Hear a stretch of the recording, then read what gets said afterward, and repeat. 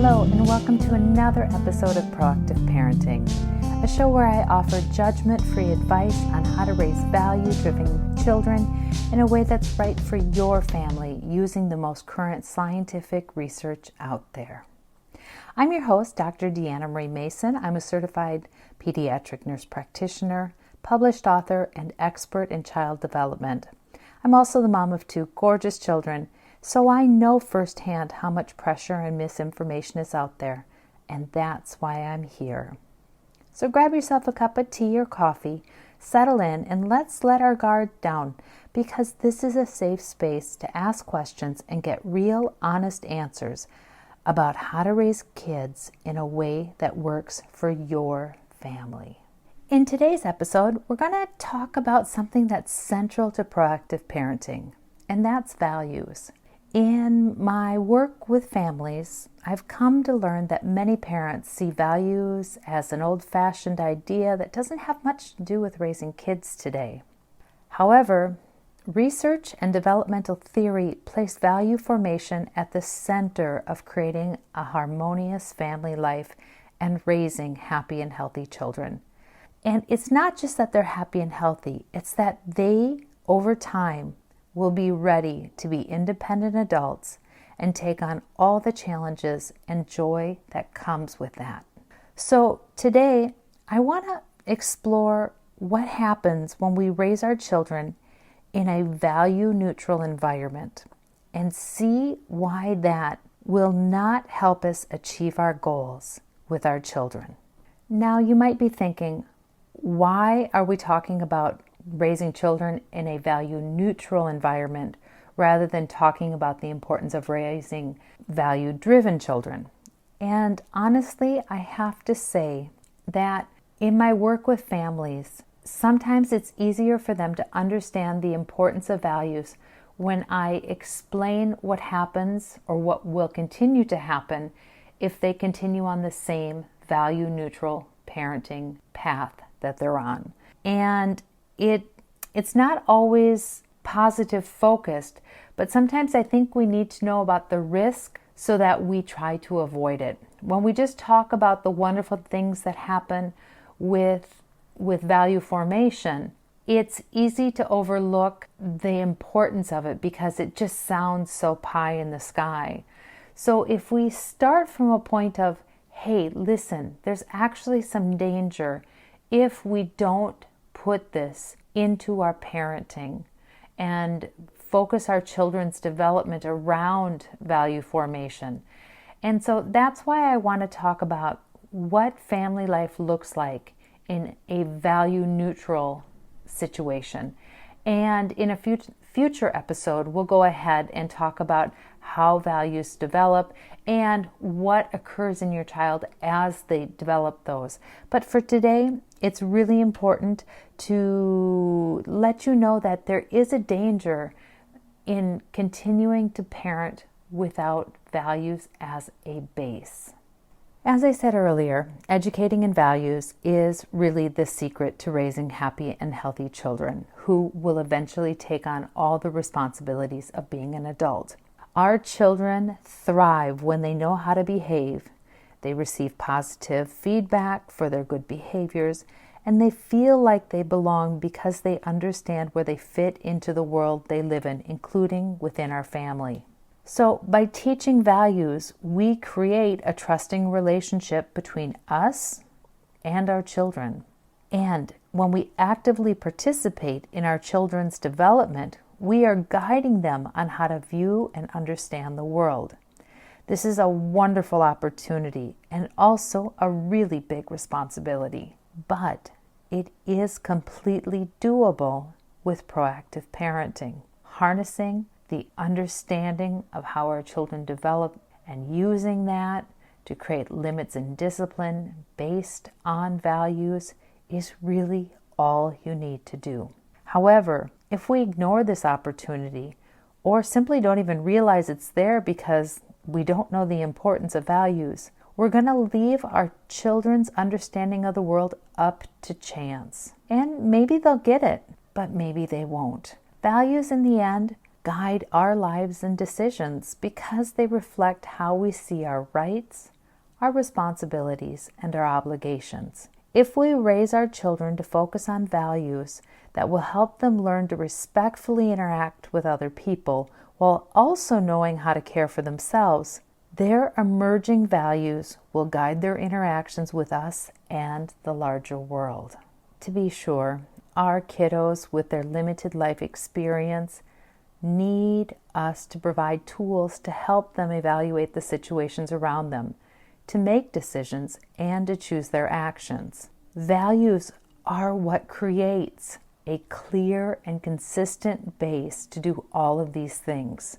And luckily, values can be explained as concretely or as abstractly as needed so that our little ones can continue to understand our message at each and every age and stage, no matter where they're at in their own development. So let me use a simple example like the golden rule to try to make what we're talking about here a little bit more tangible.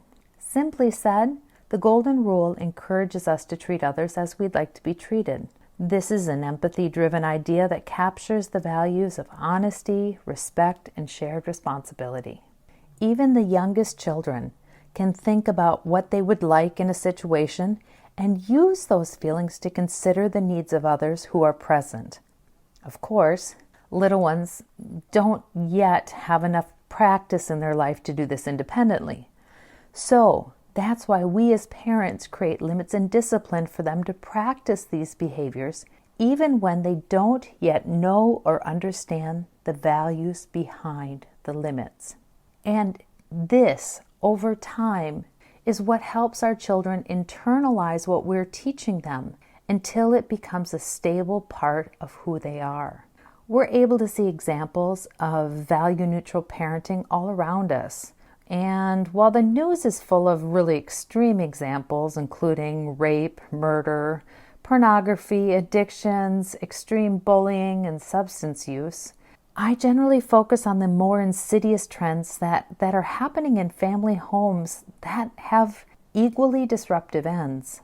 Some examples of this include simple disrespect for parents and teachers, dishonesty and petty stealing, failure to value the importance of hard work and education, and a self-centeredness at the expense of others. And that looks like the child who can't seem to pack up their bag and be in the car on time for school drop-off without making mom or dad late for work every day, or the child who has a meltdown every time something isn't just perfect.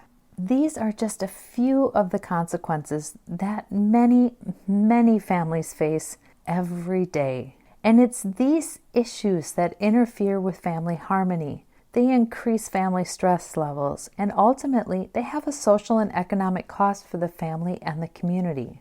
But luckily, we aren't helpless against these behaviors. There are effective, proactive parenting strategies available that can help us raise happy and healthy, value-driven children. Values are communicated to our kiddos both directly and indirectly throughout their childhood and adolescence. Now, as I've repeated multiple times, limits and discipline are how we help our children learn values directly while we model good behaviors to communicate values indirectly. This is why it's so important that we do as we say. Our kiddos can't really learn about our values if we expect them to behave in one way, but we as parents are modeling a different behavior. This only will create a confusion between what we're saying and what we're doing, and in the end, our kids won't be able to learn what we want them to learn. For value formation to work, we have to practice what we preach so that our words and our example match. If we look at this from a developmental perspective, it is never too early to start teaching values. Values are learned over time and they need support to grow and develop. Values can be taught to our kiddos starting around age 1 when we begin to use limits and discipline to help protect their safety. And you might be thinking, it's impossible that we teach limits to a child who's 1. But let me give you an example of how this starts. At the first birthday, we begin to use the word no to help our kiddo learn to stay safe, such as when we don't want them to touch a hot object. And we apply discipline when they don't listen, which could be going over and picking them up and moving them away from the dangerous hot object and placing them someplace safe. Now that seems very natural, and you might be thinking, what does that have to do with values? Well, together, those parental actions are actually laying the foundation for the value of respect. Small children need to learn to listen to what their parents are telling them to do. And that's to assure their physical safety. And if they don't, as a consequence, they're going to lose some of their liberty to roam around and explore. So when we look at this simple interaction of hearing the word no, not stopping, and a parent going in and moving the child away from danger, we see the value of respect is supported because our child learns that we have authority and that we're paying attention to them to keep them safe, and we have their best interests at heart. And that there is truth-keeping in the sense that when they cross the limits that we set, there will be a consequence. And since our kiddos thrive in predictable, stable environments, this pattern reinforces a predictable routine that our little ones can learn, internalize, and use to regulate their own behavior. Now, it's important to note that research clearly shows that values are learned more profoundly the earlier that they're taught. And that's why I say it's okay to start teaching values through the tools of limits and discipline starting at age 1, when our children are developmentally ready to take on that type of interaction with us. However, if we wait to begin using limits and discipline until our child is older, say around 7 to 10 years old, which unfortunately is when a large number of parents start to consciously set limits and try to discipline their children.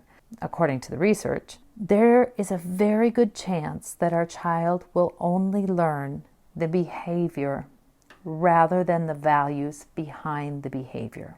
Let me explain how this happens. Our children won't be able to connect a behavior to the values that are supposed to be guiding that behavior unless they have had time to understand why. And when we start late, say around 7 to 10 years, our children are at the cognitive or intellectual level where they will begin to avoid a behavior that gives them a consequence because they don't want the consequence, not because they understand why the behavior is correct. When this happens, these children behave well if a parent or an adult is present because they know that there is a correct behavior that they should perform, but they choose differently when they're unsupervised. This happens, as I said, because they don't know why the correct behavior is the right one. They only know that it keeps them out of receiving discipline. So when there's no risk of discipline, because they're either alone or there's no adults with authority present, they make other choices about their behaviors based on their desires rather than on our family's values. This is why it's so important to use values as the foundations for limits and discipline. When used together, our children are supported in learning values by being expected to follow clear limits in their behavior and receiving feedback from us in the form of praise and recognition when they follow the limits that we've set, and in the form of discipline when they exceed our limits. Now remember that we're supposed to be adjusting our limits and discipline based on the age and developmental level of our children throughout their childhood and adolescence. So in this way, our children learn a little bit more about the underlying values as their limits and discipline expand to reflect their own growth and development. And this is where the magic happens. With time, our children learn these values in a deep and profound way to help them decide what to focus on, to explore the available options, and to choose their action, and most importantly, to to evaluate themselves honestly. These are the characteristics that allow us to know that our children will go into the world and make the right choices. And if they do make a mistake, which is completely understandable, they will have trust in us to come and seek our assistance and help to help them overcome whatever they've stumbled into. Now, children who mature into adolescence without a firm grasp of values to guide their lives have a really hard time taking on the responsibilities of adulthood. This happens because they have ever-shifting measures on how to live. In my practice, I see teens and young adults who don't know how to get along with others. They demand respect from everyone, but do not feel they need to give respect to anyone. Most often, their feelings drive their decision-making, and it can lead them to some really negative behaviors, such as dropping out of university because a professor made them feel, as they say, stupid, or they quit a job because they were corrected by their boss. They drop out of an activity because they weren't chosen as first line or the best to start the game, or they blame their parents for their own failures, and the list goes on and on. Sadly, it's nearly impossible to teach teens and young adults values if they haven't started earlier in their life. Instead, when our children get to these ages, we just have to let them experience the natural consequences of their actions until the next learning cycle comes around, which is developmentally at about age 30 to 32. By letting our teens suffer the natural consequences of their behavior, it helps them understand that their choices really aren't working out.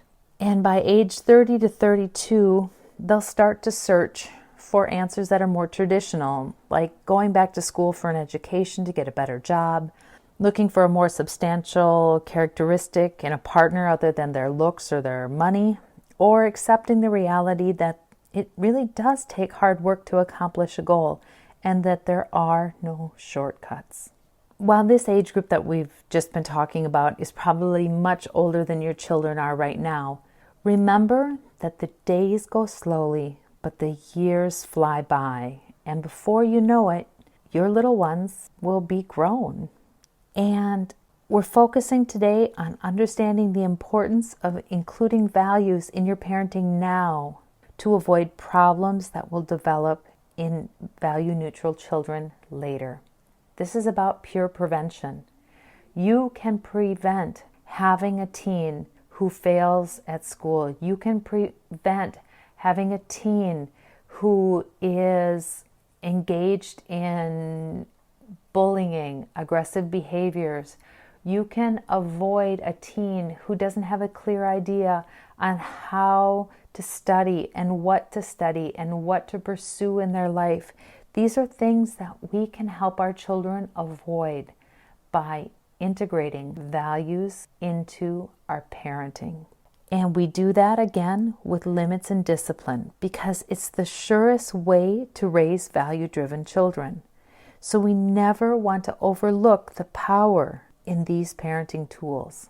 Just by being aware that values are an important part of raising children and harnessing the power of limits and discipline to teach values from a young age are the first steps in raising value-driven children and preventing most behavioral problems. When our little ones are able to learn about our family values in a fluid, consistent manner throughout childhood and adolescence, those values become a part of our children. And our kiddos will use these values to help them understand the world, think about their choices, and choose their actions. And those values will be embodied and live in our children. To me, this is a very comforting thought that we as parents have the chance to change society and the world by raising value-driven children. If there ever was a superpower, this must be it. And how beautiful would things be if we all taught our kiddos about honesty, respect, and shared responsibility.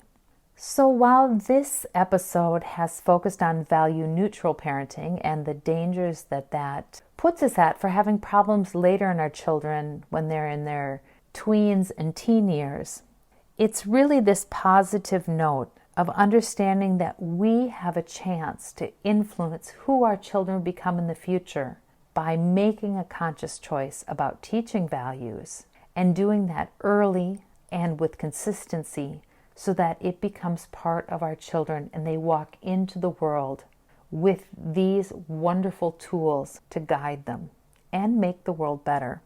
So on that hopeful note, I want to wrap up this podcast and really encourage you to consider the importance of incorporating values into your daily parenting. And in another episode soon, we'll talk about how values form so you understand how that will look in your child as they grow. But for now, just focusing on the importance of avoiding value-neutral parenting is a great place to start considering this topic. As always, if you have any questions you'd like answered, please don't hesitate to send me an email at deanna@deannamariemason.com. And you can find out more about me and what I do on my website at proactiveparenting.com. You can also find me on Facebook, Twitter, and Instagram by searching for my name, Deanna Marie Mason, and you'll find a community of parents just like you. Finally, if you're interested in buying any of my books or my online courses, they too are available on my website, proactiveparenting.com. Thank you so much for listening, and I hope you enjoyed the show. If you did, please tell a friend and leave a review on iTunes. I think that's all for me right now. I'm again Dr. Deanna Marie Mason. I'm going to sign off here. I hope to see you in the next episode, and until then, take care and be well.